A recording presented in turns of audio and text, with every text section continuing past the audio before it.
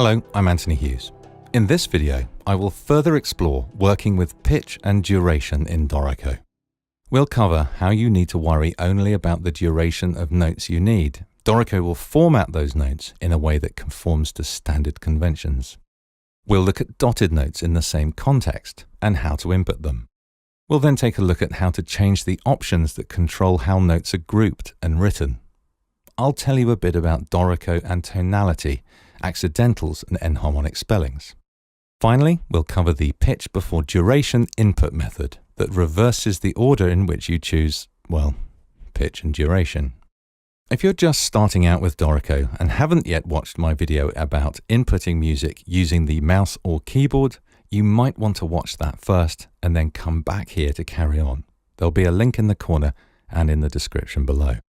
Dorico uses well-researched rules that underpin the standard music notation conventions to inform how durations are to be expressed as notes, including tied notes and dotted notes. These rules have been mined from years of experience and best practices and mean that you do not need to worry about which note values should be used in particular contexts, but rather just how long your notes need be. Dorico then uses its intelligence to express the notes as per the rules and conventions it knows about and notates music in the clearest and easiest way to read and perform from. As an example, I'm going to move the caret into the bar by 1/4 note and input a half note duration. Dorico knows that it's important to show the half bar point and so notates this duration as 2 tied quarter notes. What's more, I'm now free to move this note to another rhythmic position, and by doing so, Dorico renotates it to keep following the rules. It means I can input a duration that will span a bar line, and Dorico handles the tie correctly on my behalf. You don't need to worry about specifying correct note values. Dorico does it all for you.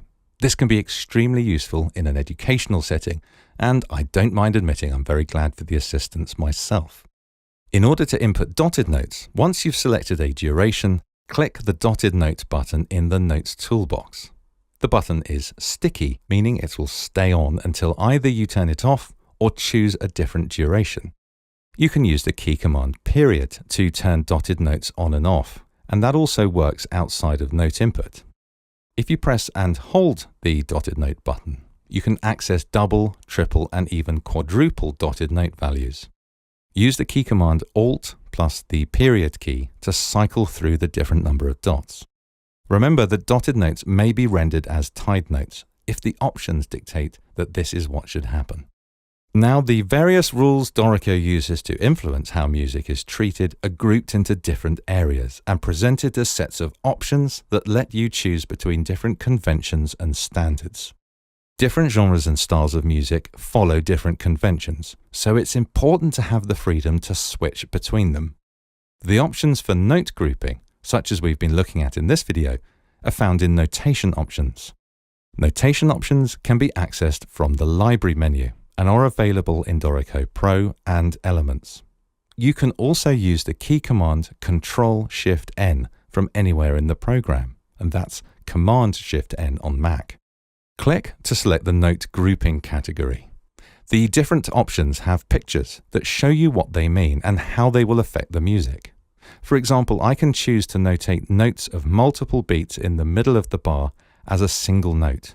When I apply my changes, the music is updated to follow the new rule. It's an extremely powerful and fundamental part of the Dorico experience. We've worked hard to create a set of default options that satisfy many types of musical notation. But it's important to know that if you're not seeing the results you expect, there will likely be an option to control that behavior. Let's have a little look at some pitch and tonality features.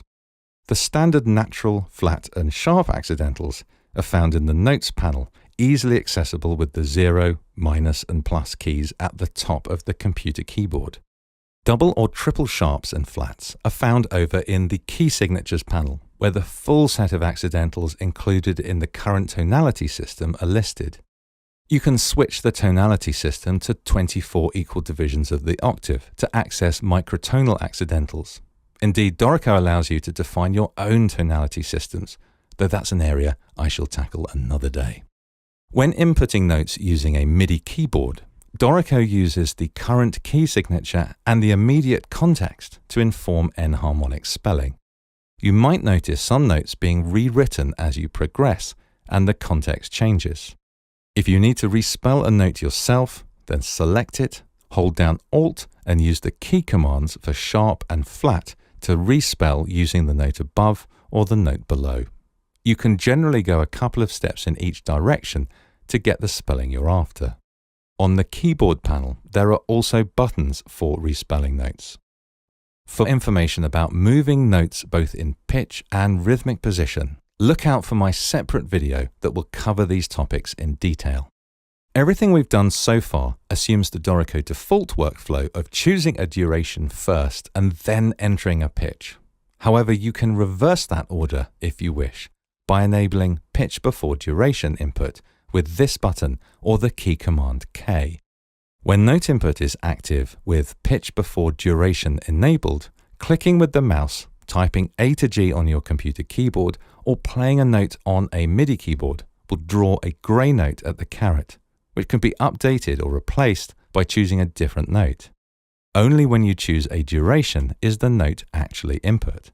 This allows you to try out different notes or chords before committing to the one you want. In Preferences Note Input and Editing category, there's an option to specify pitch before duration as the default method in new projects. And you can also choose how that affects the input of accidentals, rhythm dots, and articulations, either setting them up before inputting the note or allowing them to be triggered once the note has been entered. I'm Anthony Hughes. Thanks for watching.